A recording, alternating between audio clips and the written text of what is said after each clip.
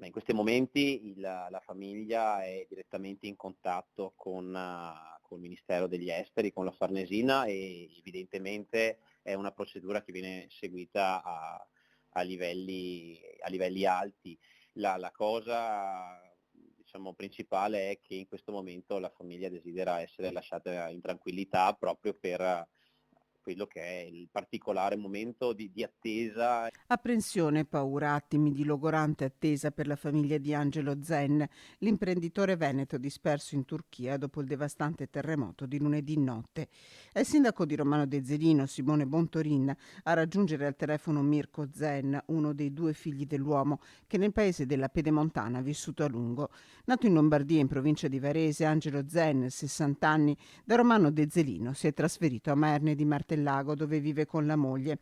Per lavoro si trovava in Turchia, nella città di Kahramanmaraş, completamente distrutta dal sisma. È l'unico italiano che la Farnesina non è riuscita a contattare. La conferma è arrivata direttamente dal ministro degli esteri Antonio Tajani. Attorno alla moglie e ai due figli di Angelo Zen si sta creando un cordone di protezione e riservatezza. Tutti gli enti sono pronti a intervenire in caso di necessità, conferma il sindaco di Romano De Zelino.